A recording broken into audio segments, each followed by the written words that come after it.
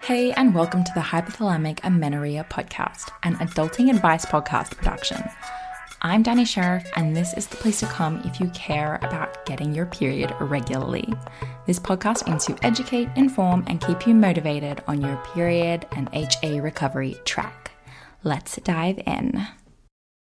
And guys, please remember that I am not a doctor and nothing on this show should be taken as medical advice.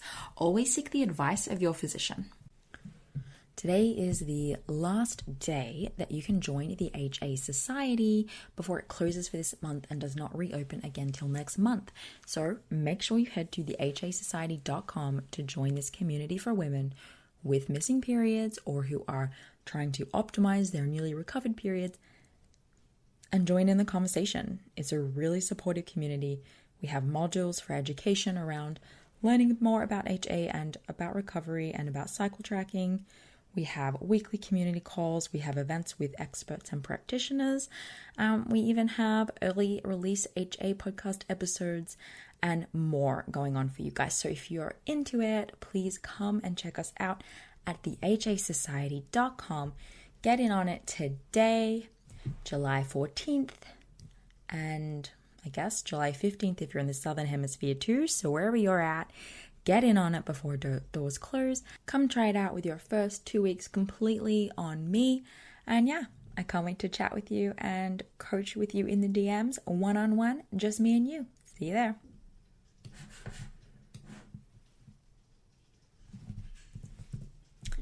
Hey ladies, today we're doing a little bit of an exercise. It's a nutritional self-assessment and it's a really great tool for anyone who's been wondering any of the following. How do I know if I'm eating enough? How do I know if I'm eating the right things? I've been quote unquote all in forever and nothing is working. I've been progressing with my recovery and now I'm ready to dial it in further. And I have my period, but my cycles are still acting a bit weird. How can I make changes to improve? So the girls inside of the HA Society are probably sick of hearing me talk about the nutrition self-assessment. It's come up a few times in the last couple of months, but it's a really important piece. And I wanted to bring this to you guys and to everyone because this is a tool that I use specifically with my one-on-one clients. Now, there's a huge emphasis in the hypothalamic amenorrhea community about eating more and eating all of the things. And there are even recommendations to focus on cakes and sodas and fast foods and stuff like that. And do not get me wrong. We should absolutely 100% be rebuilding our relationship with those foods and those food groups and getting them in for the calories of it and the joy of it and the connection of it. All of that comes with going out to eat, all that gets, that stuff is important. It provides a lot, but focusing on them, I don't know if that's super wise as being your number one source for nourishment. Reason being is that there is a big difference between calories and nutrition. And yes, the evidence is showing us with HA that this is a energy deficit. And we do see a return of periods come back with just a simple increase in our calories, regardless of where they're from. But I can tell you that isn't everyone. And I can tell you that just because you take that approach doesn't mean that your cycle is necessarily going to look optimal. It doesn't mean you're going to be in great shape. And it doesn't mean it's actually going to be attainable for everyone. There are definitely people who have such a hard time with the recommendation of just eating all of the calories that they quit. But more than anything else today, this is like when my ladies ask me for help around why their period isn't returning, I coach them through this nutritional assessment because we can see the place or places where you can dial things in to get across the line. So let's use this analogy saying that your nutrition has big rocks and little rocks. You have a jar and this jar is your nutrition and the big rocks are the foundation, the fundamentals.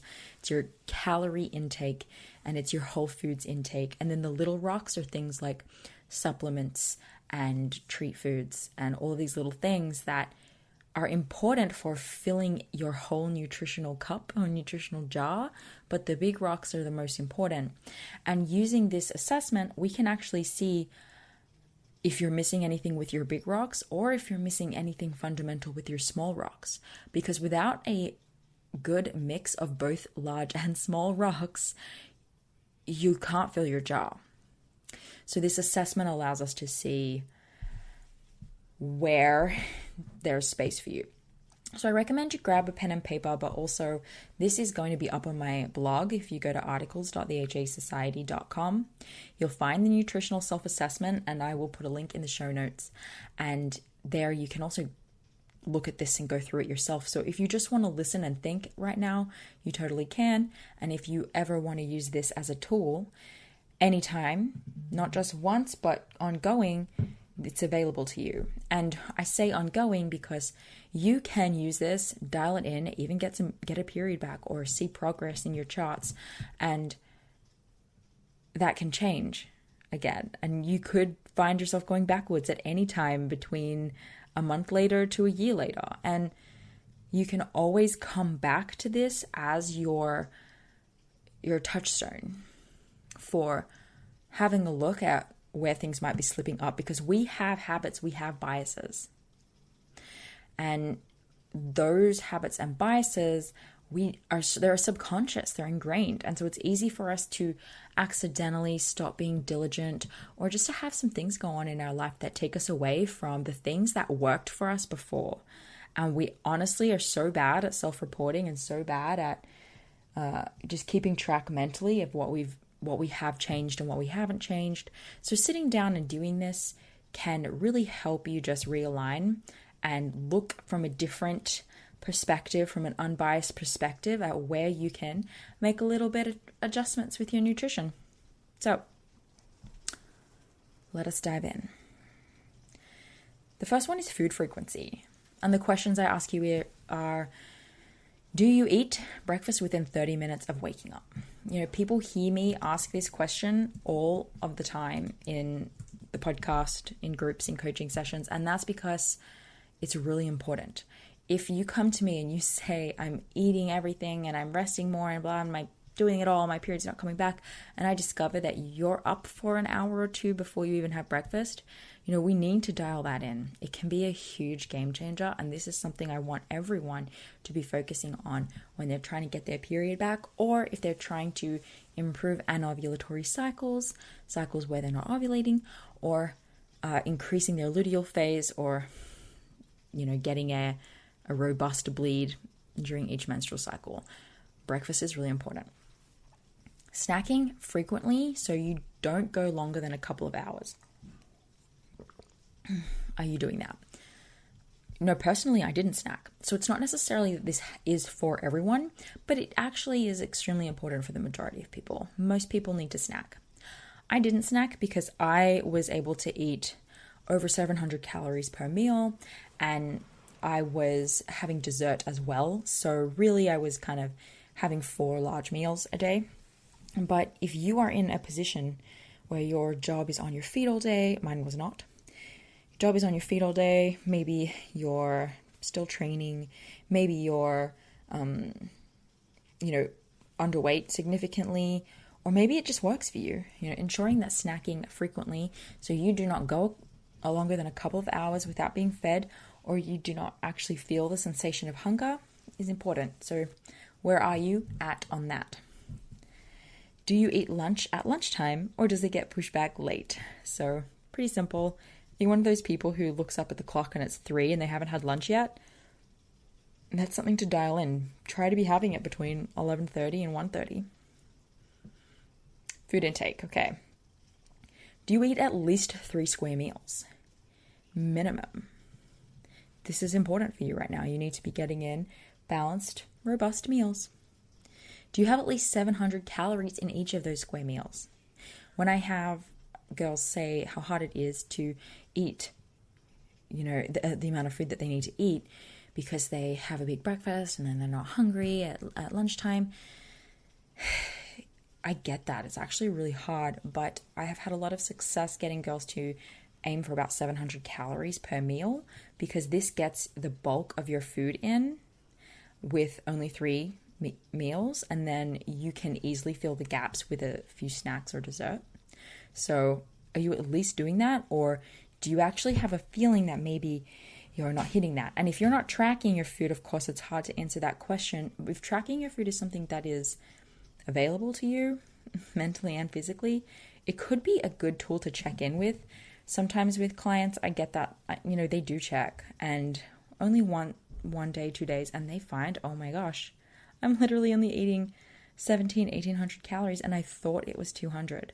So I know you might be confident that you're eating enough, but if you're not getting a period, or if you're seeing an issue and none of the other things in this assessment are lining up for you, that's something to try. Just try it, Okay. Again, food intake. Asking again, do you have snacks? Are you eating snacks? And if you are snacking, are you choosing snacks that are nutrient dense? So are you opting for things that have some kind of nutrient value in them, but also are you choosing snacks that are calorie dense and have some kind of caloric value to them? Trying to include both is important. If you're just eating graham crackers or chips, you're getting the calories in, but what if you could have those with some, big juicy pieces of fruit, or a yummy vegetable dip to dip those chips in, or something like that, that just gets you a bit more bang for your buck. You are looking for value. Okay, the next one is vegetable intake. Do you eat vegetables in at least 2 meals a day? Or do you eat vegetables that are mostly green? Are they mostly like cucumber, celery, broccoli, asparagus, green beans? Or are you incorporating colorful vegetables like pumpkin, sweet potato, carrots, beetroot, turnips? Like, are you mixing it up? Red bell peppers, yellow bell peppers, also known as capsicum. It's important to just check in on your vegetable intake. Are you getting enough of it? Are you eating too much of it? Because this is huge. Sometimes I find people are so confident in their vegetable intake that we look at what they're eating and it's way too much. And it's stopping them from getting in actual calories, because vegetables are kind of low in calorie, especially when they're filling them up on cauliflower rice and broccoli and cucumbers and stuff like that. So just check in with yourself on the calorie intake you're getting from your vegetables, but also ensure that you're getting a couple of serves a day, because they are still important, but you don't need as many as, potentially you have been eating. And ensuring there's a variety in there of both starchy and cruciferous is really valuable. Along that same vein, do you eat mostly lower calorie vegetables, or do you incorporate the denser calorie vegetables daily? So I just went over that, but it's an important one to check in. Okay, protein intake. Do you eat meat? If so, how frequently? Do you eat eggs? If so, how frequently? Just checking in if you're a meat eater or pescatarian, or you eat eggs. If these things are available to you, are you eating them? And are you eating them on a regular enough basis? Or are you actually finding that you opt for less calorically dense, more lean things, more plain things? Do you favor poultry or fish, or do you change it up very frequently? Many of you listening right now are like, I definitely mostly eat chicken. So, is there an opportunity to add variety and change it up there?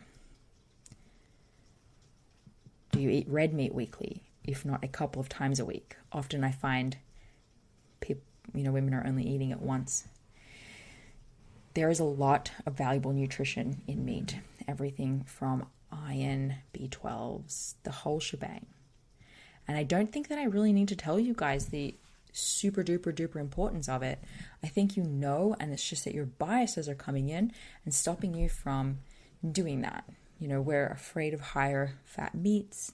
We just don't enjoy the taste of them necessarily, because we've never really given them much of a chance. But these foods are fertility foods. Red meat is a really great source of protein vitamin B6, vitamin B12, phosphorus, zinc, iron. All of these things are really essential, and a lot of them are hard to find in big quantities in other foods. Many of us would prefer not to eat the skin of our chicken and just have boneless, skinless chicken breasts. But if we eat the skin, we can get vitamin A, vitamin C, riboflavin, more vitamin B, magnesium, zinc, more phosphorus, all of these things that we can be missing out on. And so it's just important to note that when you specifically stick to the same foods over and over again, including meat, you can be missing out on the variety that you need. Do you favor the leaner cuts, or do you seek out the fattier meats? So I just told you a few of the values of having fattier meats. So just ask yourself, are you seeking out leaner cuts? Why? Do you really prefer them, or are you just not giving the others a chance? Now, if you don't eat meat, where does your protein come from? Is a question that I will definitely ask on this assessment. If you don't eat meat, do you think you are eating a comparable amount of other sources of protein? Are you shaking it up? If you don't eat meat, are you supplementing with B12s? All super important questions for me to be checking in on with you if you are not eating meat. Okay, let's talk fat intake. When you eat poultry, do you eat the dark meat, or do you just stick with the white meat? And how frequently do you eat it?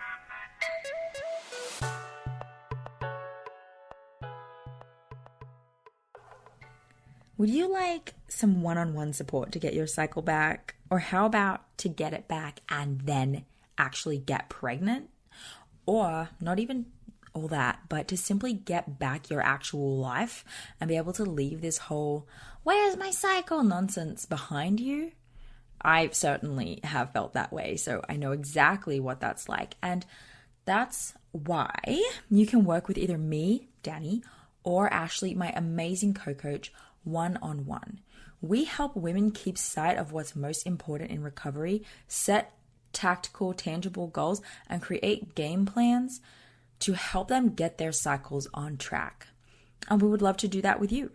So when you sign up with us, we'll go over your history together, your biggest obstacles and your goals, and we'll start making a plan to reach them. Then, depending on your preference, you'll meet with us either weekly or bi-weekly to go over the week that was and plan again for the week ahead. So you always know what your next steps are, and you always have the validation of a coach who doesn't just understand but has actually been through this as well, and we've walked before you.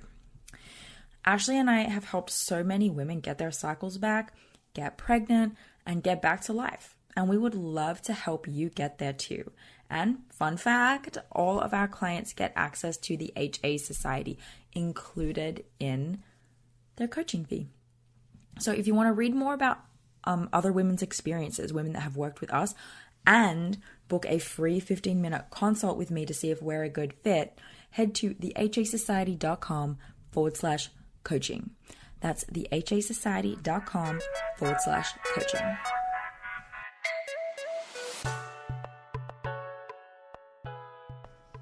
More on fat intake, but I did already just cover this.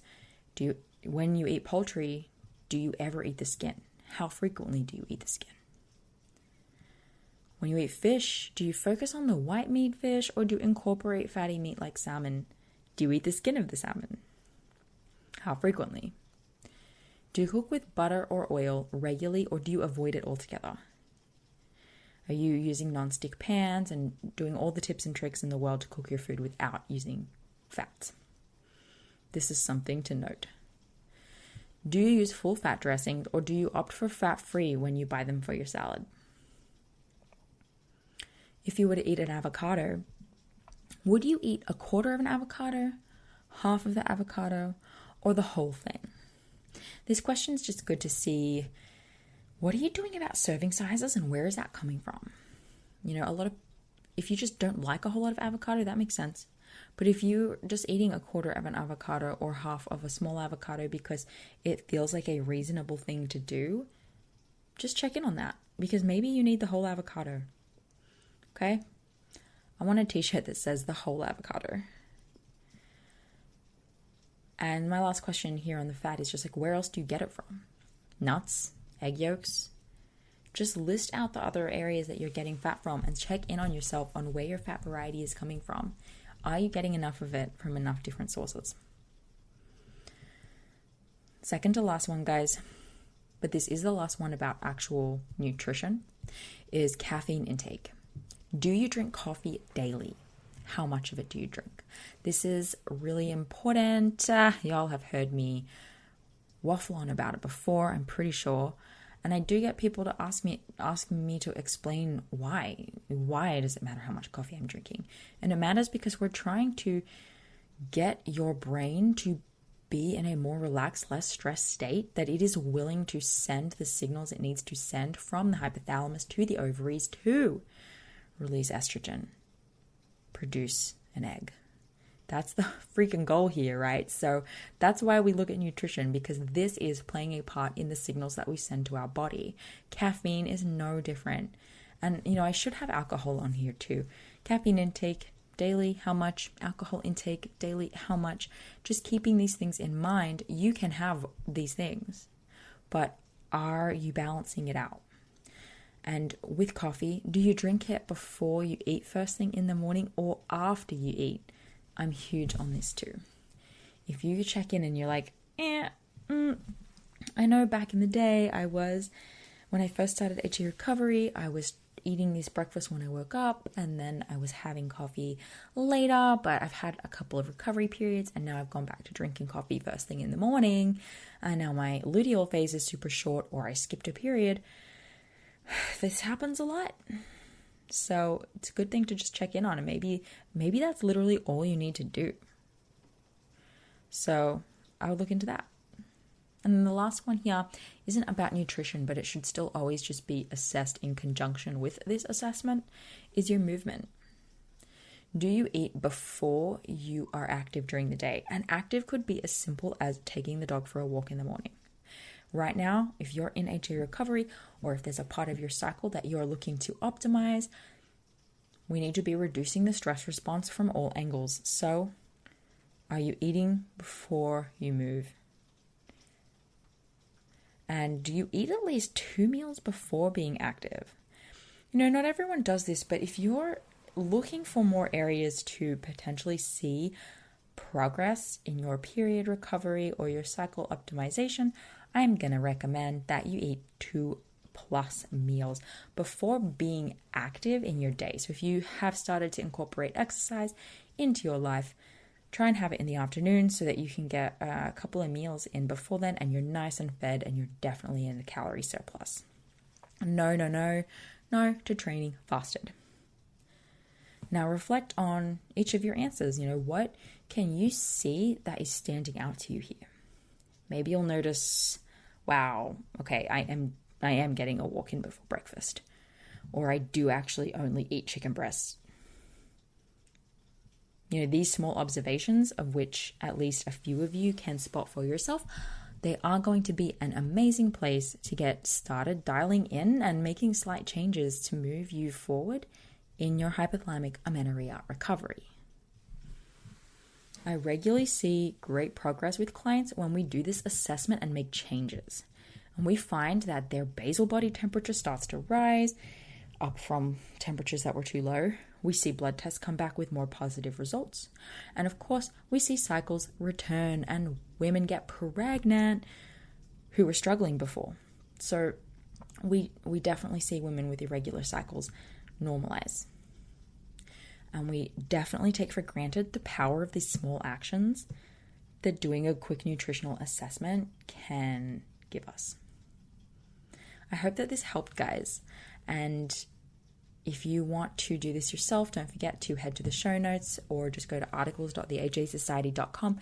You will find the nutrition self-assessment in there. It's always available for you. I hope this was helpful, and I will see you next week. Thank you so much for listening today, guys. Please subscribe to the podcast, and if you could head to iTunes specifically and leave a rating or review, that would help so much because it makes it easier for other people with HA who are Googling around to find the podcast really easily. So if you do that, you're doing a service to all of the women